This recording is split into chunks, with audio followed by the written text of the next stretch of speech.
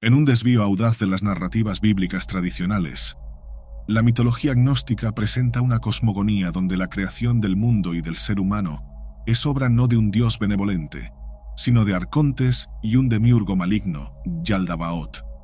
Esta perspectiva provocativa plantea preguntas profundas sobre la naturaleza de lo divino y el origen de la existencia, desafiando la interpretación convencional de la creación de Adán y Eva.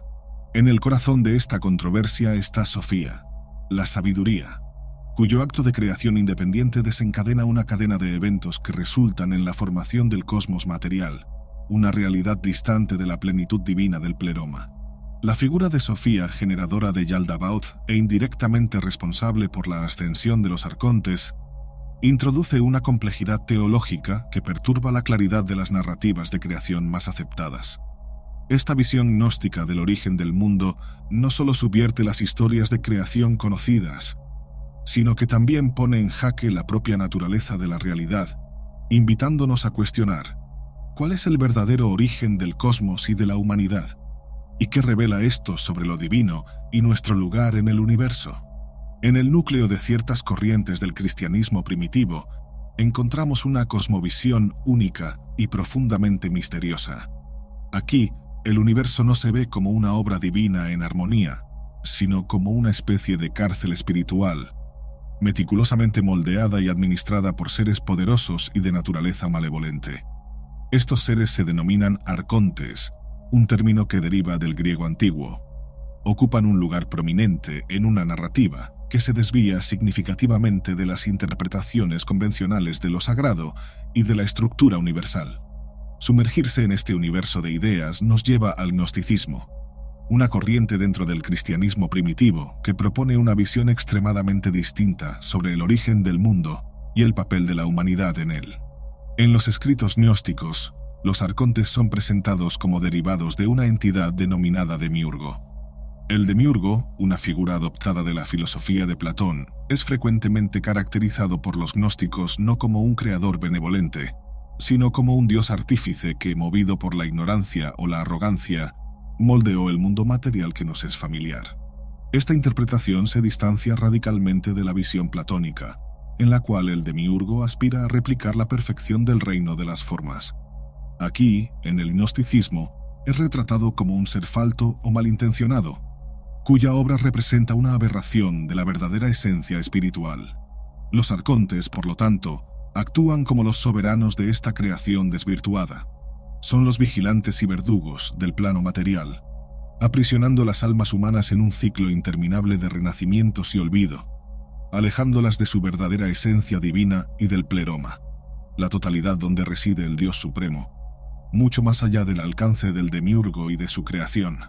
Ahora, si estás interesado en magia, alquimia, cábala, filosofía o la historia del ocultismo, asegúrate de suscribirte aquí en Camino Etéreo.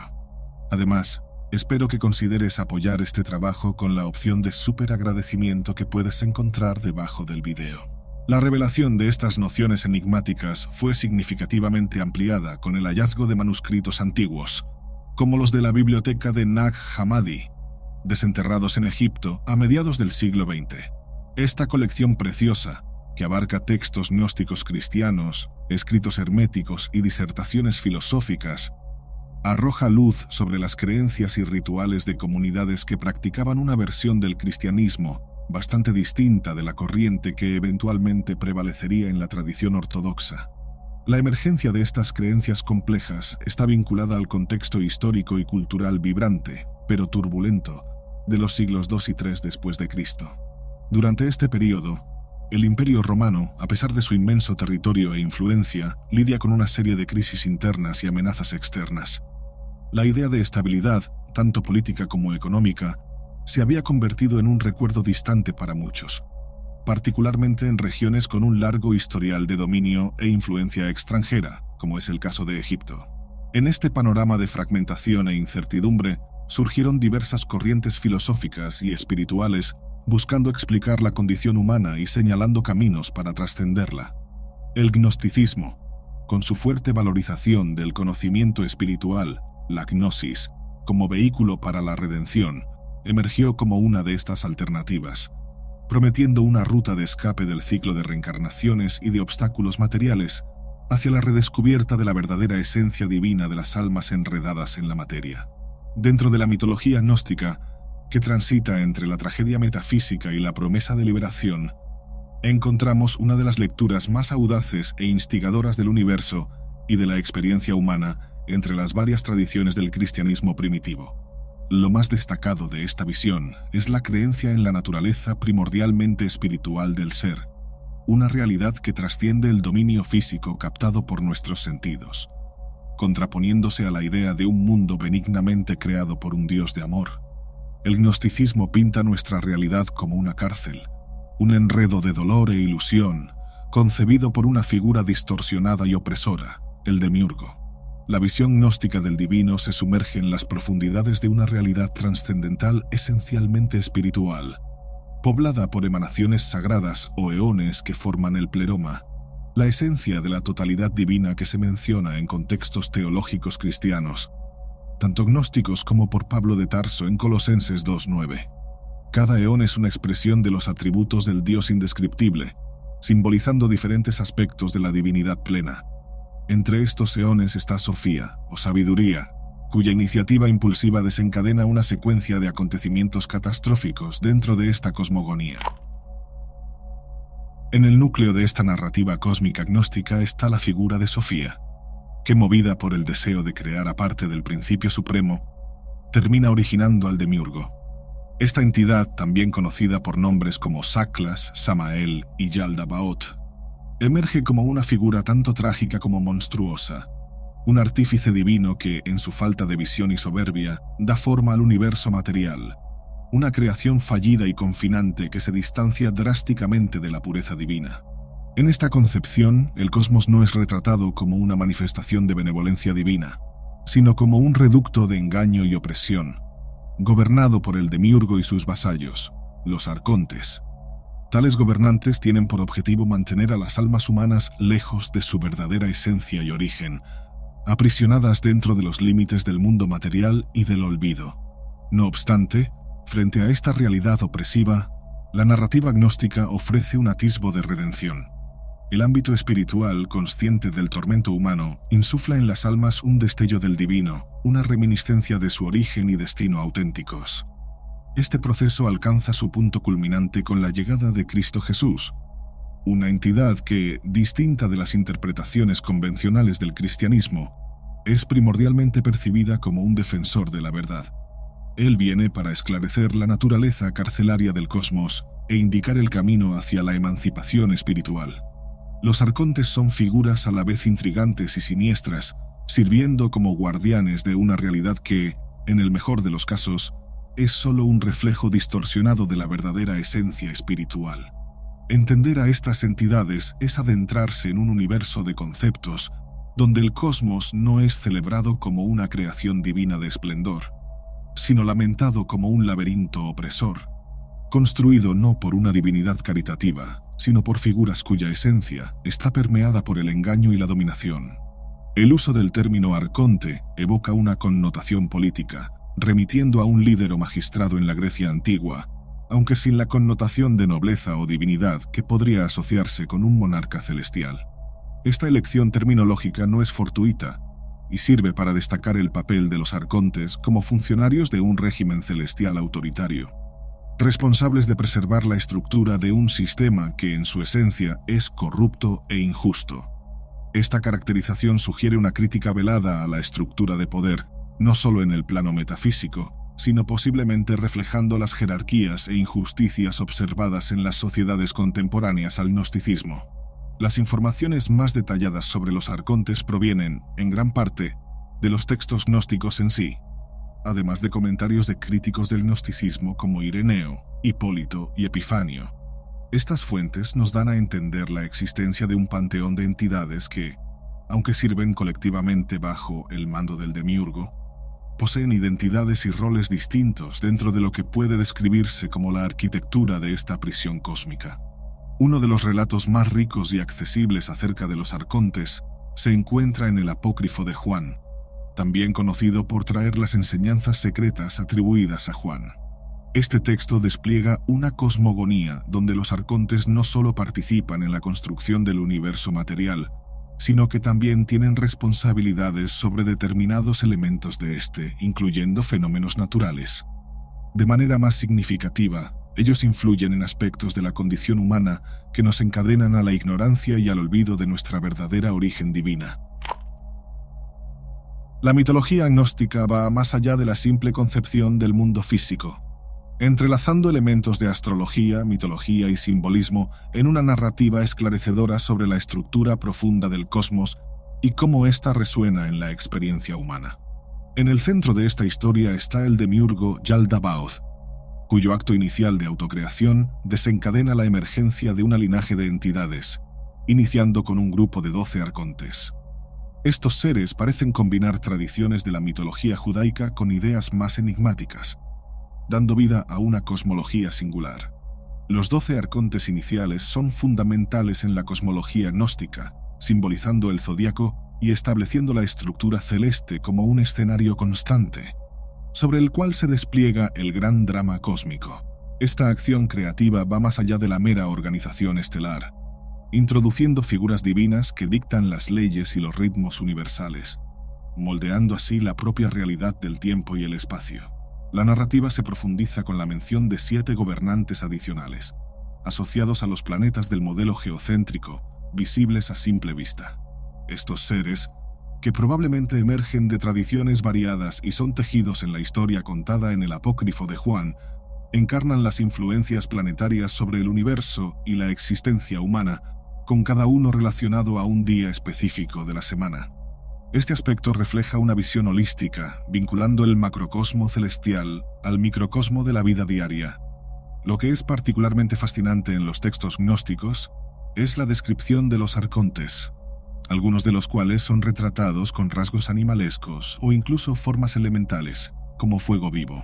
Estas representaciones pueden tener inspiración en la iconografía del antiguo Egipto, donde es común la representación de divinidades y seres espirituales con cabezas de animales, simbolizando sus capacidades y esferas de influencia. Esta fusión de características humanas y animales refleja la dualidad de los arcontes, divinos en ciertos aspectos, pero profundamente vinculados al dominio material y al orden terrestre. En un acto marcado por la arrogancia, Yaldabaoth se autoproclama el Dios Supremo, una declaración que es prontamente desafiada por una voz proveniente del plano espiritual superior, evidenciando la profunda ignorancia del demiurgo y la existencia de una esfera divina que trasciende su comprensión y dominio. Este intercambio resalta el abismo que separa al demiurgo de la verdadera divinidad y enfatiza la dicotomía entre conocimiento, gnosis, e ignorancia, agnosis, un tema recurrente en la cosmología gnóstica. Imitando de forma distorsionada el pleroma, Yaldabaoth, junto con los arcontes, crea un dominio de tinieblas y materia, una pálida y corrompida imitación del reino espiritual. De esta distorsión surgen 365 entidades angélicas o demoníacas, representando los días del año, simbolizando la influencia perenne de los arcontes sobre el plano material. En un último gesto de narcisismo, Yaldabaoth decide moldear un ser a su propia imagen, un momento que señala un nuevo capítulo en la saga gnóstica de la humanidad, indicando simultáneamente una crisis y una ventana para la revelación y redención. La creación del ser humano, dentro del contexto gnóstico, es un proceso lleno de audacia y falta de visión. Liderados por Yaldabaoth, estos seres demoníacos se empeñan en crear al hombre a su imagen, una narrativa que resuena con la del Génesis bíblico, pero con una interpretación singularmente hermética. Este intento de crear al hombre va más allá de la mera vanidad, reflejando la naturaleza pluralista del demiurgo y sus acólitos, desafiando así la idea monoteísta de un único Dios creador. La formación del Adán gnóstico es un proyecto colectivo de los arcontes, con cada uno de ellos contribuyendo con diferentes atributos al ser humano, abarcando características tanto psíquicas como físicas. Este enfoque compartido a la creación refleja la complejidad de los arcontes y su autoridad sobre las diversas esferas del universo material y psicológico. A través de esta cooperación, los arcontes dotan al hombre primordial con un espectro de experiencias y emociones humanas, desde los instintos más elementales hasta los ideales más sublimes. En un momento decisivo de la cosmogonía gnóstica, la figura de la Madre Celestial interviene, infundiendo vida en el Adán psíquico por medio de Yaldabaoth.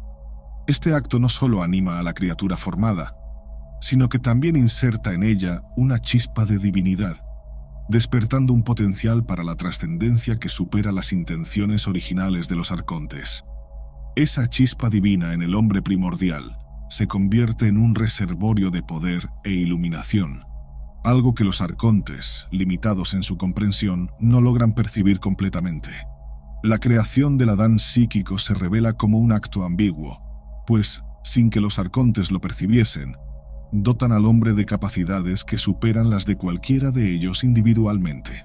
Esta ironía subraya la imperfección de los arcontes y señala la posibilidad de liberación humana.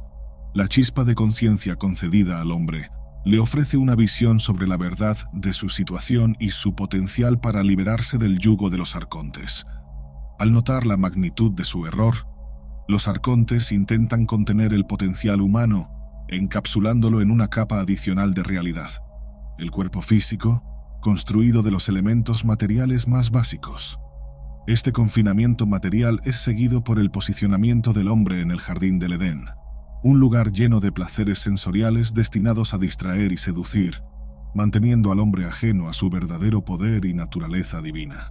Así, lejos de ser un paraíso, el jardín representa una jaula dorada, concebida para mantener al hombre en la ignorancia de su esencia trascendental. La teología gnóstica propone que el encarcelamiento va más allá de la mera corporalidad, alcanzando las profundidades de la experiencia humana. Según los gnósticos, no son solo los cuerpos físicos los que funcionan como prisiones para las almas, sino también los cuerpos psíquicos, las manifestaciones de nuestras vidas mentales y emocionales. Esta visión sugiere que las emociones y pensamientos, especialmente aquellos que son negativos o perturbadores, como la ira, el miedo, los celos y la tendencia al placer sensorial, son, ellos mismos, instrumentos de confinamiento. Estos son forjados por los arcontes para ocultar la verdadera naturaleza espiritual de los seres humanos e impedir el despertar de su conciencia plena. Confrontando esta perspectiva sombría, la gnosis surge como un camino de redención. La visión iluminada, un don del plano espiritual, constituye la llave para superar las restricciones impuestas por los arcontes. Esta iluminación está personificada en la figura de Eva, que no se ve solo como una extensión de Adán, sino como una expresión de la sabiduría y claridad innatas a él. Esta reinterpretación desafía la concepción bíblica tradicional de Eva como derivada de Adán, posicionándola, por el contrario, como un símbolo de la iluminación esencial para el entendimiento y superación de las barreras creadas por los arcontes. Las mitologías gnósticas se apartan considerablemente de las visiones convencionales sobre la creación y la condición humana. La concepción de que el mundo material y hasta los aspectos más íntimos de la experiencia humana son fabricaciones de entidades demoníacas representa una de las aproximaciones más radicales y desafiantes a la realidad. Estas narrativas no eran simplemente historias cosmogónicas.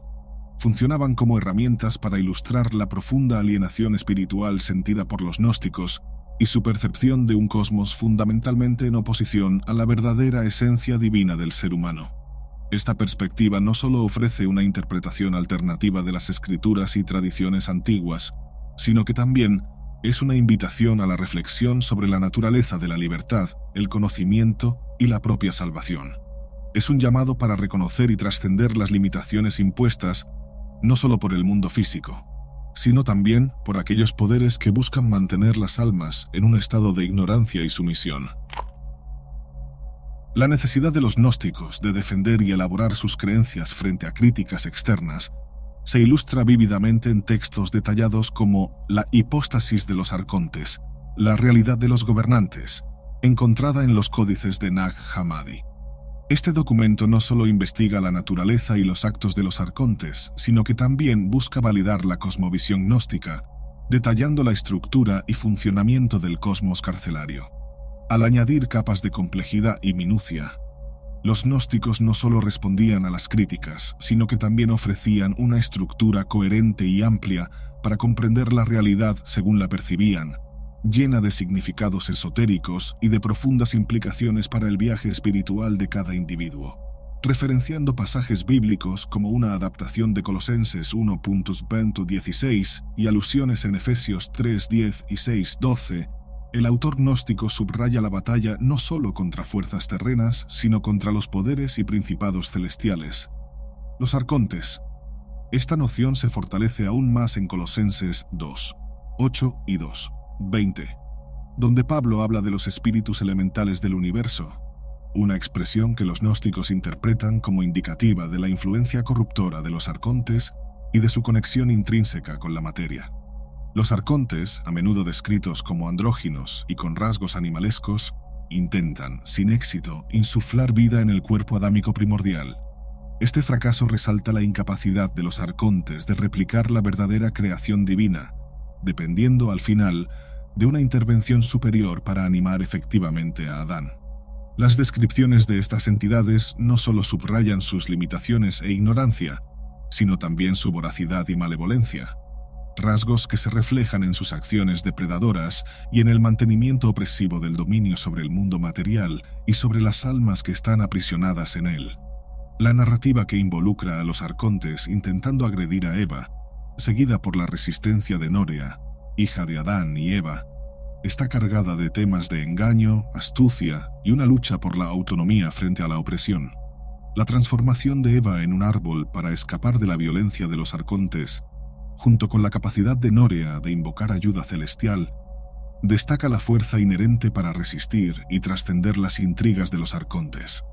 La intervención del ángel Elelet, que acude en socorro a Nórea, marca un punto de inflexión en la narrativa, desplegándose en un diálogo que hace eco de un catecismo gnóstico. En este intercambio, Nórea busca entender la verdadera naturaleza de la realidad, un tema que es un pilar central en textos gnósticos, como el Apócrifo de Juan. Este segmento del texto no solo profundiza la exploración teológica, sino que también sirve como una herramienta de instrucción para los seguidores gnósticos, proporcionando percepciones y orientaciones sobre las complejidades del cosmos y del viaje espiritual. La figura de Sabaoth también se menciona como un arconte que en ciertos relatos gnósticos se rebela contra Yaldabaoth. Esta parte de la narrativa resalta la posibilidad de trascendencia y redención incluso dentro del dominio de los arcontes, sugiriendo que existen disidencias y oportunidades para el cambio incluso entre estas entidades, desafiando la idea de una malevolencia uniforme e inalterable. Tal perspectiva no solo enriquece la narrativa gnóstica con matices de conflicto y esperanza, sino que también propone una visión más compleja de la naturaleza de los arcontes y de sus capacidades de evolución y transformación internas. La narrativa gnóstica se desarrolla revelando una serie de eventos y enfrentamientos celestiales, culminando en momentos críticos como el reproche de Yaldabaoth por Zoe, la personificación de la vida y hija de la sabiduría, Pistis Sophia. Este evento significativo señala un punto de inflexión para los arcontes, especialmente para Sabaoth, quien, al presenciar el reproche de Zoe a Yaldabaoth, comienza a cuestionar la autoridad y las proclamaciones de su padre. Sabaoth, iluminado por la intervención de Zoe, renuncia a su lealtad al demiurgo y se vuelve en oración hacia el reino espiritual superior. Este acto de fe y renuncia es recompensado con su exaltación y la concesión de un lugar privilegiado cerca del pleroma, la esfera de la plenitud divina. La asignación de un trono a Sabaoth y su asociación con Zoe son simbólicas de su transformación y de su nueva posición positiva dentro del esquema cósmico gnóstico, suavizando la perspectiva dualista de la cosmología al introducir una posibilidad de redención y cambio incluso entre los arcontes. La ascensión de Sabaoth, sin embargo, provoca la envidia en Yaldabaoth, cuyos sentimientos negativos se manifiestan como la muerte, una fuerza corruptora que infiltra el cosmos material. Este desarrollo añade una capa adicional de complejidad a la mitología gnóstica, iluminando las repercusiones emocionales y espirituales de las interacciones entre estas entidades celestiales. Además, la mención de los sofitas, o seguidores de la serpiente, introduce una faceta intrigante de la tradición gnóstica que venera a la serpiente del jardín del Edén como una portadora de sabiduría. En contraste con los arcontes, la serpiente es presentada como una reveladora del conocimiento espiritual, desafiando así la narrativa bíblica tradicional. El diagrama ofita, como lo preserva Orígenes, presenta una visión esotérica de la realidad, extendiéndose desde los dominios divinos hasta los inferiores, con 7 arcontes que podrían representar emanaciones o generaciones de Yaldabaoth. La inclusión de figuras como Leviatán y Behemoth en el contexto ofita, actuando como almas o guardianes de los reinos psíquico y material, respectivamente, añade una rica capa de simbolismo a la cosmología gnóstica. Aunque frecuentemente asociados con fuerzas caóticas o destructivas en la mitología bíblica, estos seres asumen roles distintos dentro de la visión gnóstica, aunque sus roles exactos permanecen enigmáticos debido a la naturaleza fragmentada y diversa de los textos gnósticos. Sobre la origen del mundo, encontrado en la biblioteca de Nag Hammadi, es uno de los textos gnósticos más sofisticados e informativos, que se sumerge profundamente en la cosmología gnóstica y en la saga de los arcontes. Este documento no solo complementa las narrativas de la realidad de los gobernantes, sino que también enriquece sustancialmente nuestro entendimiento sobre los arcontes y su papel en el universo gnóstico. En este relato se detalla un conflicto celestial donde los arcontes confrontan a Sabaoth, el arconte que encontró redención. La victoria de Sabaoth se celebra con la creación de los serafines, ángeles que entonan alabanzas continuas, haciendo eco así a la tradición judeocristiana de seres celestiales en adoración alrededor del trono divino.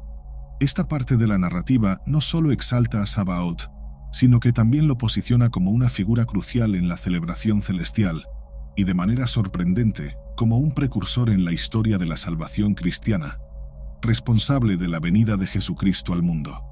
La trayectoria de Sabaoth subvierte la imagen tradicional de los arcontes dentro del gnosticismo, demostrando que incluso en las jerarquías celestiales existe potencial para redención y cambio. Sabaoth ejemplifica una imagen particular de la mitología gnóstica, en la cual la salvación y la sabiduría pueden surgir de fuentes menos esperadas, incluso de un arconte redimido. Además, el texto crea puentes intrigantes con otras obras gnósticas, como Mente Perfecta Trovejante, sugiriendo un complejo entrelazamiento de referencias y temas recurrentes que enriquecen la literatura gnóstica. Otras obras importantes, como Pistis Sophia y el Panarión de Epifanio de Salamina, presentan perspectivas alternativas y listas de arcontes, mostrando la vasta gama de interpretaciones y enseñanzas existentes en las comunidades gnósticas. La inclusión de figuras mitológicas como Hécate y Tifón en algunas de estas listas indica una fusión de varias tradiciones e influencias culturales en la formación de la mitología gnóstica. La referencia al Panarión y la historia de la secta de los Articos en el siglo IV resaltan la persistencia y adaptación de las creencias gnósticas a lo largo del tiempo. La conversión del cristiano armenio Tactos y la propagación de las ideas gnósticas por Armenia y Palestina ilustran el dinamismo en la transmisión y transformación de las creencias religiosas. Mencionando textos como Armonía Teógenes y la Ascensión de Isaías, vemos cómo los escritos gnósticos y apócrifos han sido fundamentales en la formación del pensamiento religioso y en la práctica espiritual. La asociación de estos documentos con movimientos posteriores, como los bogomilos y los cátaros, reafirma el profundo impacto y la duradera influencia del gnosticismo en la historia del pensamiento religioso. El enfoque de los cátaros respecto a la cosmología y estructura celestial ofrece una perspectiva fascinante sobre la evolución de las creencias gnósticas y su interpretación de las jerarquías celestiales. El concepto de un octavo cielo, gobernado por Sabaoth, que se explora en Sobre la origen del mundo, resuena en las enseñanzas cátaras, pero con una vuelta significativa en la narrativa de la creación y dominio celestiales. En la visión cátara, la jerarquía celestial es reinterpretada de manera que Sabaoth asume el papel de creador de Satanás, quien a su vez toma control del mundo material. Esta inversión notable se aparta de otras tradiciones gnósticas donde Yaldabaoth es típicamente visto como el progenitor de Sabaoth.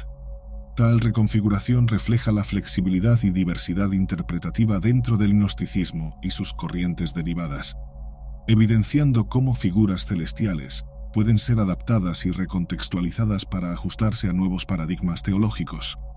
Los cátaros, en oposición a las prácticas establecidas de la Iglesia Católica, rechazaban los sacramentos, considerándolos parte del dominio del dios impostor Sabaoth.